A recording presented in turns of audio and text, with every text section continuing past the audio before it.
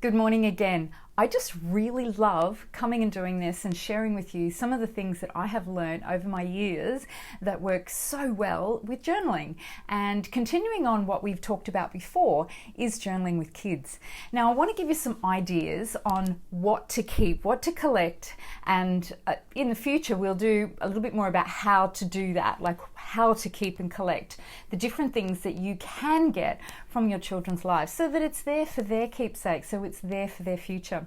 So one of the things we usually start off with is the baby book, but now these days we've got all sorts of like ultrasounds. We can begin our child's journey by collecting things that the doctors give us, the hospital, the visits, and it can get quite a lot, a huge volume of information and ideas and pictures and scans and doctor's reports, and we can have a whole lot of that in collection over the years. And I'm sure that most of the kids aren't really interested in like boxes and boxes of information, but you've got to start somewhere. So starting with when Bubby hasn't even been born yet, and you can collect some scans and you can collect the doctor's opinions and whether Bubby's going to be big or small or long, and all those little comments are just beautiful ways of collecting the first impressions that you have of your child. Now, some of those are good to reflect back on as well when you realize the doctor had it wrong, got the gender wrong, got the size wrong, or perhaps there's a pattern between the number of children that you've got and how you could see their growth before they were born. But certainly when they're little, when they are born, there's so much that we can collect. I recall several of my children, I believe that their personalities was really displayed by their labour. Now, I know that sounds maybe a little bit weird, and it's certainly not graphic in any way, but I had some children that were born very, very quickly. One was born in 45 minutes at home. One was born in an hour and a half at home. One was almost born at home, and we had to force ourselves to get to the hospital. That was 3 of my children who I call them their bullet a gate. They've got a really, focused personality, and I believe that their labour, the way they were born and came into this world, was a reflection of their personality, which came with them.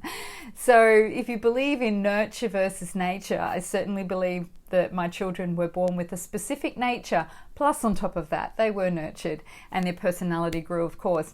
As they get older, as children get older, collecting photographs as their progression is obviously a beautiful thing to do. These days, I see a lot of photos shared on Facebook where there's little cubes with an age on it or a card. I am 2 months today. Now, I'm a nana. I am a new nana. My little fella's 5 months old, and through the progression of his life from when he was very young, a week, 2 weeks, 1 month, 2 months, there's been a little card put next to him. So there's the photo collection as well as on the photo how old he is. So it's cataloguing his age. So gone are the days where we would take a photograph on a film, on a camera, and then we would wait for it to be developed, and we would try and remember, or we would have to write down where we were at the time and the age of the child or who we were with in the photo. These days we don't need to worry about that. We've got all the markings and the state stamps and the location stamps on our photographs, which makes collecting very easy. It also means that you can collect a huge amount of photographs that you then need to go through as well. So my advice on that is that after you've taken a session of photos, you choose the favorite. You tag it with the heart, you choose the favorite, and you put that in its own catalogued album. And maybe delete some of the other ones that you really don't need to go back to over and over, and then wonder, do you really want to keep that? Because these days we can take 1,000 photos, but we really only wanted that one. Gone are the days where we would take 5 photos and we would keep all the blurry ones, which is what some of my children's photos are like. Also videoing. taking short videos is really a bonus. So you've got photos and you've got videos, and you can do all the digital side of things. Now, I know you're probably listening to this and you already are doing it anyway, but then you've got your digital collection of memorabilia for your child, and then you've got the physical collection of memorabilia for your child, and that's a bit different. And of course, that's where I had spent a lot of effort and skill in designing how they can be collected and what they can be looking like, for future reference, for future viewing, and to make it easier and more digestible, I guess. Scrapbooking became a really big item, maybe, I don't know, 10, 15 years ago. It was quite a big thing. And although digital prints were coming through and becoming more popular, and photo books online became very popular, it's much easier to do it your own way now. So where you used to need to do scrapbooking, you can do scrapbooking in your digital version. Download one of the many apps that are available. You can change and twist your photos, you can elongate, you can crop them, you can put pretty things on them, and then you've got your scrapbooking options already available, and you haven't even cut up a piece of paper or created another book. I do and have done photo books together for my children as they have grown up, 18, 21, those significant years. So I've actually put together a collection of photos for them so that they can keep it as a ready access. And then, you know, they'll get the originals, they'll get the very original digitals and hard copies of everything that I have collected over the years. At the moment, I'm still the holder and keeper of my children's memorabilia. So when they get to Kindy and school, that's the exciting part. There's so much that they can bring home. Artwork, the day they do their first signing or try to sign their name. My eldest daughter's 31-ish, and I have her very first scripting of how she was trying to do her name. So I have that written down on a piece of paper. My advice is, when it is a physical copy of something, write in the top corner the age of the child and the date, or the month at least, preferably the date. So you can really keep a catalogue, you can keep a timestamp on each piece of artwork. You may not keep all of it.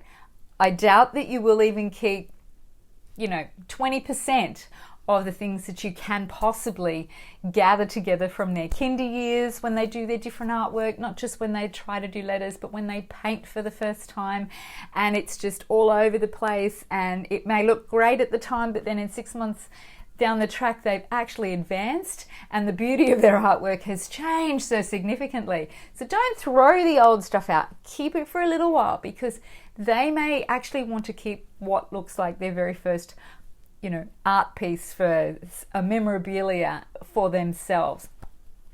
So school is a big place to gather their artwork. It's also a place to gather their schoolwork, how they were writing. Grade 1, grade 2, how they were doing printing, how they were doing running writing when they got to that. It's really great to collect that.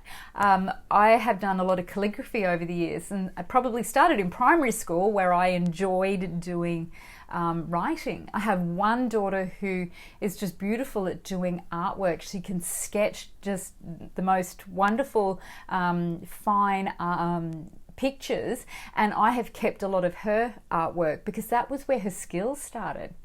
But my other children know. Something else from school that I have collected is their woodwork. Now, I have a son who did woodwork, but the daughters didn't do that.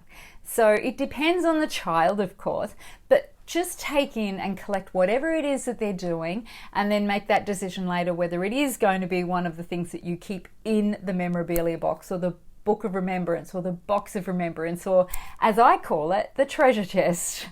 So I have been collecting these things from my children's upbringing for a lot of years, and I have filtered and sifted through them over periods of time, and I have distilled it down to the smallest and best kept artwork and things that they've made at school, things that they've made at home. One of my children makes beautiful wands, and the delicacy there, so I've kept some of that as well. So it does depend on the child, but make sure you do something to keep their memories alive, because they are too young to do that while they are growing up. Later on, it's obviously up to them, and you can teach them how to do their own journaling. We can share more about that another time, but for now, just start gathering, put it into one place, put a box for each child, and we will work out together how you can actually sort through that and how you can itemize and collect the best things and put that together for a purposeful gift or giving over to your child when the time is right. So for now, start collecting, put it in one place, even encourage your grandchildren to do the same thing. So you may already have grandchildren, so it's your children that you're wanting to be encouraging to do this for their children. So let's keep the future alive, let's keep our families alive, and let's keep the memories of who we are and our parents, grandparents, and our ancestry alive, because this is what made us who we are. We are who we are because of the past, and let the future know who they are because of us.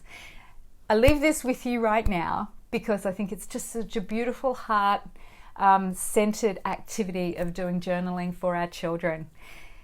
Leanne James here, Lotus Energies. Rise up and live your spirited life. You want to keep in touch? Drop me a message. We'll chat. Have a great day. Chat soon. Bye.